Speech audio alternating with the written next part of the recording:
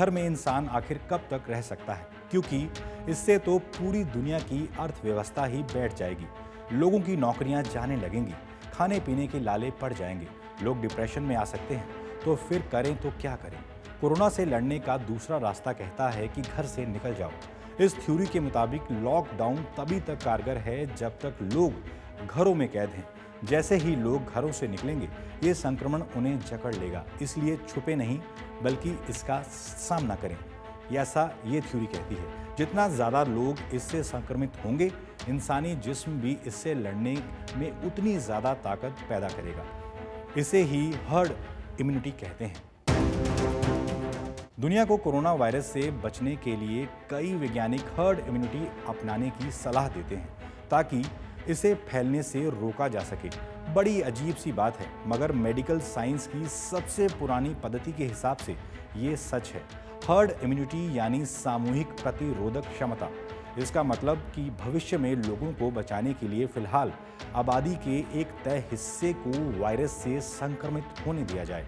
इससे उनके जिस्म के अंदर संक्रमण के खिलाफ सामूहिक इम्यूनिटी यानी प्रतिरोधक क्षमता पैदा होगी।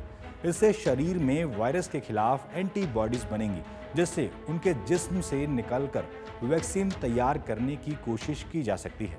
क्योंकि इससे फिर दोबारा कभी ये वायरस ना तो उन्हें संक्रमित करेगा और ना ही दूसरों को।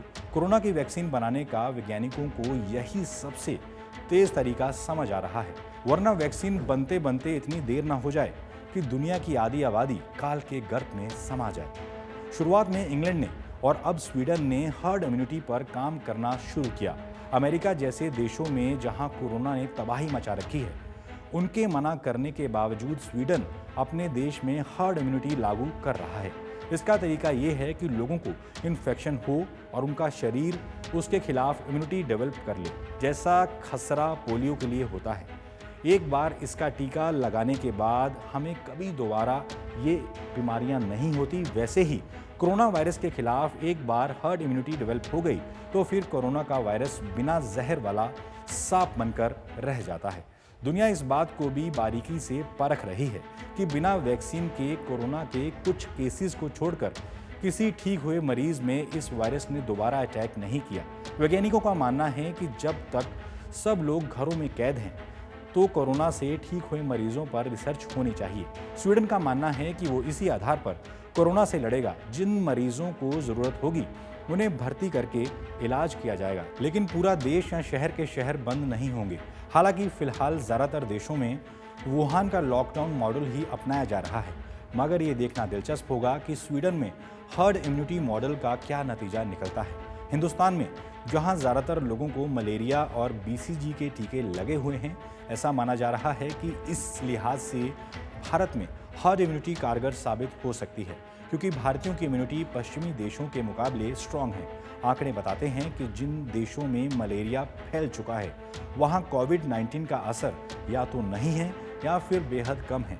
दरअसल ये इसलिए क्योंकि जिस शरीर में मलेरिया एक बार एक्सपोज हो जाता है, उसके अंदर पाथवे डेवलप होकर जिंक आयनोस्फीयर पैदा हो जाता है, जिससे ये वायरस कमज़ोर पड़ने लगता है। मगर ये वायरस भारतीयों पर असर नहीं करेगा, ये अभी साबित नहीं हो सका। जानकारों का मानना है कि चूंकि ये वायरस एक बड़ी आबादी से होते हुए यहाँ तक पहुँचा है, इसलिए मुमकिन है कि उसने अपना स्वरूप बदल लिया हो और वैसा ना हो जैसा हम सोच रहे हैं। लिहाजा एहतियात ज़रूरी है।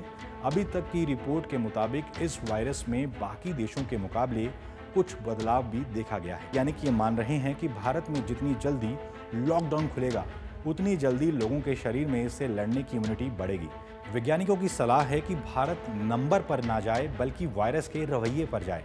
भारत में कोरोना से संक्रमित होने वाली 80% वो लोग हैं जिन्हें पहले से वो बीमारियां थी, जिनकी वजह से उनके इम्यून सिस्टम में कमी थी। ज़्यादातर हेल्दी लोग इसके चंगुल में आने के बावजूद ठीक हो गए।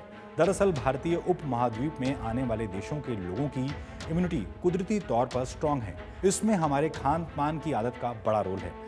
ज़्यादातर मिर्च मसाला खाने की वजह से हमारे शरीर का सिस्टम इन वायरस से पार पाने के लिए मजबूत है। तो दोस्तों, अपना खास ख्याल रखिए। कोरोना पर ताज़ा अपडेट्स के लिए दिल्ली तक देखते रहिए और इस वीडियो को शेयर और लाइक करना ना भूलें। बहुत बहुत शुक्रिया।